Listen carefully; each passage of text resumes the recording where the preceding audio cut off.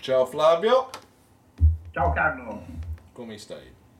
tutto bene, ciao. Tutto bene anche da te? Mi scusi?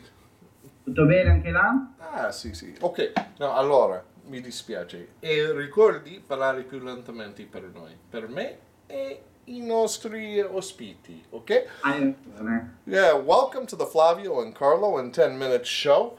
This is Flavio from Milan, Italy, and I am Carlo from outside of Louisville, Kentucky. And what are we going to be discussing today, Flavio? Ma oggi forse possiamo iniziare proprio dall'inizio, e cioè dai saluti. So we can start from the greetings in English and in Italian. Ah, So, before we start, I almost forgot though. I want to say a thank you to everybody that watched our first video. I want to thank you, those of you that gave us a thumbs up for the 7 thumbs up we got. Also, would like to thank Milena out there for saying siete stati bravi. She thought we did good, and have a lot of respect for Milena, so I'll take that as a huge compliment. And remember, if you have any questions, you can email us at iltavoloitaliano@gmail.com. Okay, so as Flavio was saying, we decided to start at the beginning. Start with greetings. We're not here to teach you what the greetings are, but talk about the differences in the greetings. And for instance, did you know that there's a really interesting story behind the word ciao? exactly, Chuck. The word ciao is perhaps the most famous word in Italian, in the world. So, ciao è il saluto forse una delle parole più famose in italiano che hanno girato il mondo. E ciao è un saluto che si utilizza tra amici o tra parenti, rigorosamente tra persone che sono molto vicine fra di loro.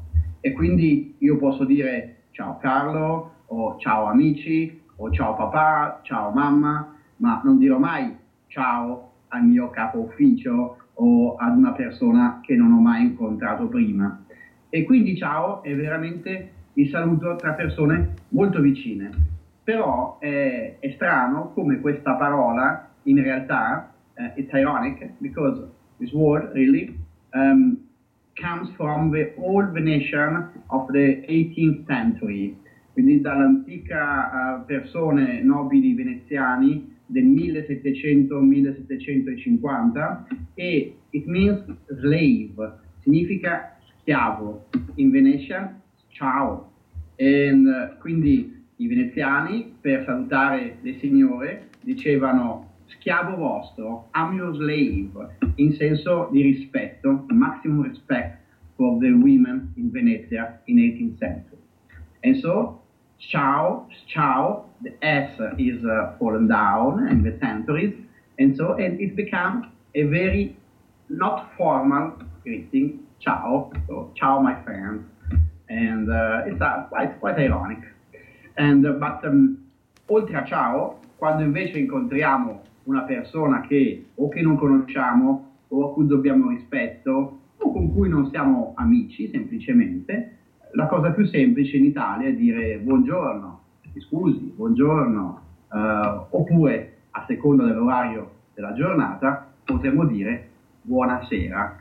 Quindi di solito buongiorno fino al pomeriggio inoltrato e poi verso sera buonasera. Ok, come dite voi invece là in America, Chuck? Sì, è diverso perché negli Stati Uniti naturalmente abbiamo diverse parole, ma ciao è come hi negli Stati Uniti. Hi è il più informale per gli amici, parenti, eccetera, eccetera. E poi abbiamo la parola hello. Hello è un po' formale.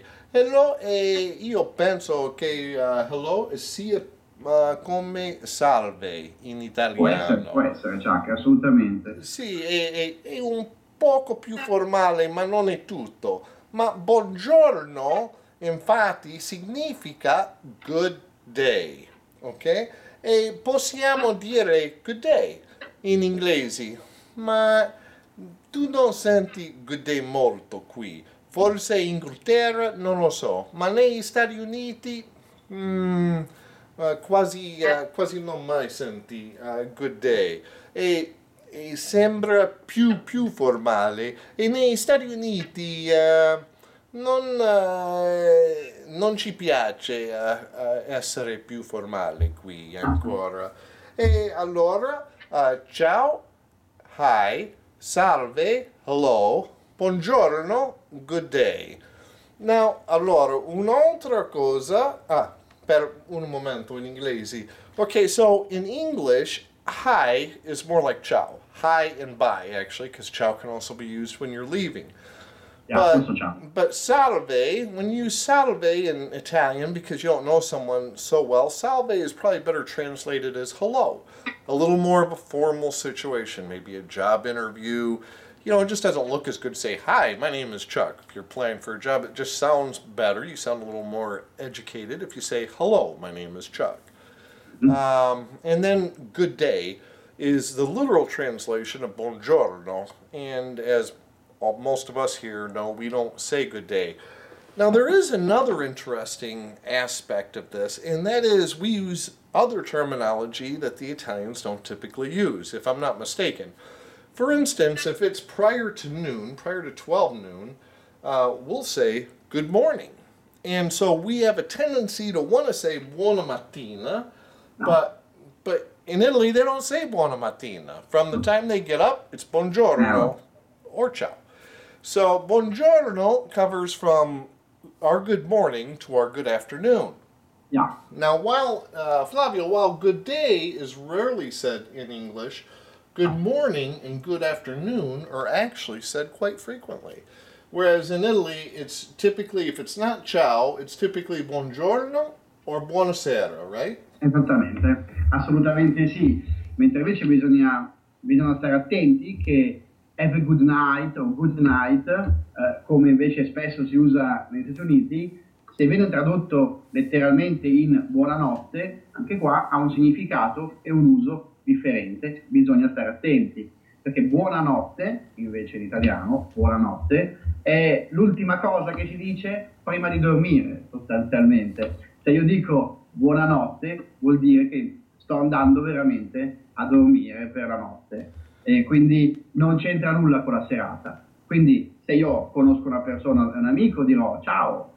Se sono un po' non sicuro se questo è un mio amico o non è un mio amico, vorrei che lo fosse, posso dire salve, come va? Se invece è un mio collega, una persona che non conosco, o entro in un negozio e non è ancora buio, io dico buongiorno. Se invece è, non so, è 8 di sera, posso dire buonasera. Ok? Okay, what he was explaining at first there was the way we use good night and the way they use buonanotte. For us, good night is a substitute for goodbye. If, for instance, if let's say Flavio is over here and we're having dinner together in downtown Louisville, gorgeous city, and we go different ways. He goes to his motel and I go home. As we're leaving, I would say good night, have a good night, or good night. But in Italy, that would be improper because buonanotte is the last thing you say before you go to sleep. So that would be if you're going to bed, literally. I'm going to bed, buonanotte, which we say here too, good night, but we also use good night as goodbye, and they don't use it there. Okay, now as we said at the beginning of this, we're going to try to keep these videos to 10 minutes. We want to keep them brief so it doesn't take you long to view them. So let's recap real quick, okay, what we've learned today. Okay, so what we've learned is ciao is more like hi or bye. Salve is more like hello. Buongiorno is actually good day and takes the place of good morning, good day, and good afternoon in English. Buonasera is good evening. And buonanotte is good night, but in Italy, buonanotte is only used when you're going to bed. In America, buonanotte, or good night, is used to say goodbye in the evening, okay? And in America, if it's prima di mezzogiorno, before noon, it's always good to say good morning. Or if it's afternoon, you have a choice. You can also say good afternoon. Dopo mezzogiorno, ma prima 5 or 6. And our 10 minutes is up. So I do want to say grazie mille. Thank you very much for having visited the Flavio and Carlo show. And remember, if you have any questions, if there's any topic that you want to see covered, it doesn't have to be about language. It could be about food, wine, travel, or if you have a specific grammatical question. You have an Italian here to explain the Italian language, and his Italian is ottimo. And Okay. I can help you with your English. So, grazie mille, ciao. Ciao amici, ci vediamo presto e con il tavolo italiano e con Flavio e Carlo. Ciao ciao.